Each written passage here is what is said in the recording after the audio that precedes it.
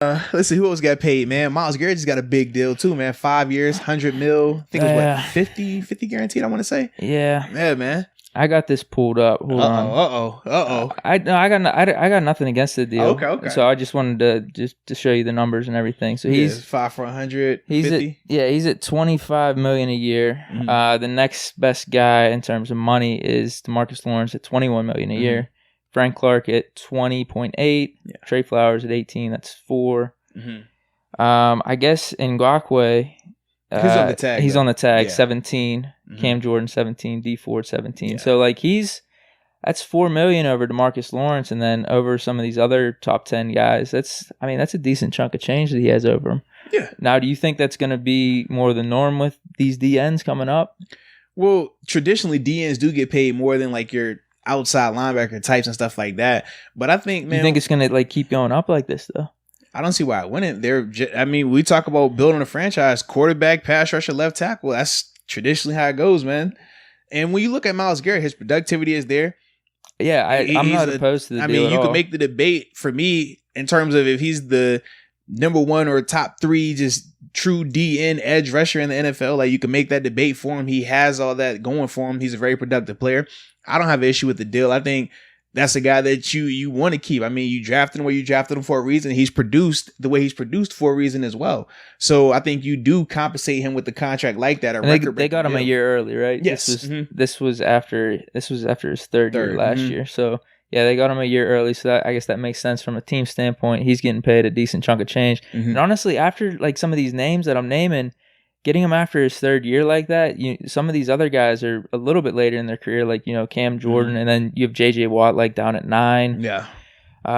Frank Clark's a little bit older. Am I wrong on that? No, Frank. Frank is a little bit older than Myles, yes, but he's still 26, 27 at the latest.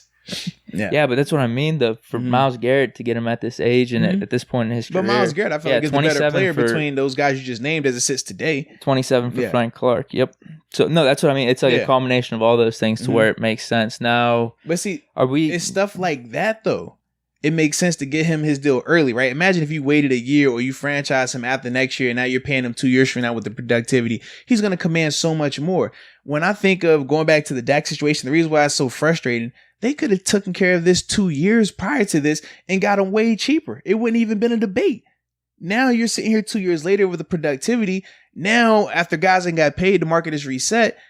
That's my biggest issue with that. You see what I mean? Whereas 2 years ago, man, you could have got Dak. You might could have got Dak high 20s. You might could have got him for 28, 29. Imagine that third There year. might have been rumors about that, though, to be honest with you. No, it wasn't, bro. There might have been. No, it wasn't, bro. They weren't trying to give him the deal like that. And that's where everybody had an issue with Dallas waiting so long.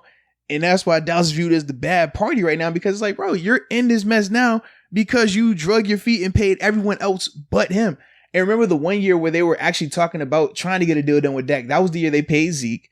And then the following year was when either they paid Cooper or they paid Jalen on the defense. I think they got Zeke and Cooper at the same time. This was just last year. Yeah. And that was the issue. Was like, bro, like, take care of your quarterback here, man. So that's why for me, man, I'm like, I don't want to hear any of this other stuff. Like, y'all could have been taking care of this, and now because the number done went up, and rightfully so, now you got to deal with it. You got to make your bed now, man. Yeah, and now it all depends. Like, are we willing to pay him this $38 million now? Because that's a whole nother situation. Because it's like we can't go back 2 years, but right now it's like. But that's why initially I said mismanagement. Right. You know what I mean? Because that's the mismanagement element of it. This could have been done for a lot cheaper, a lot less headache.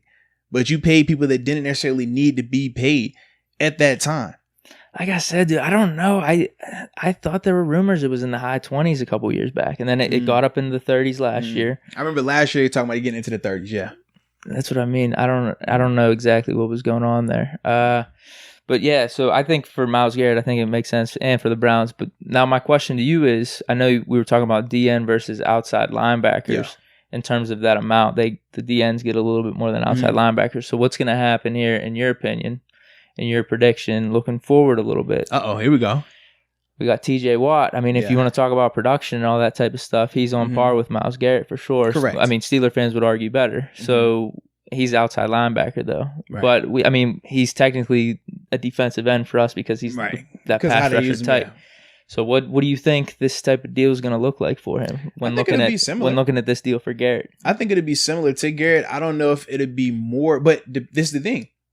Myles got paid now. TJ, you probably paying a year from now. Depending on what TJ's productivity is, that can actually make it where he would get even more. If you were paying him right now, as it says, I think it'd be similar to Myles, but I don't know if it would be necessarily more than Myles.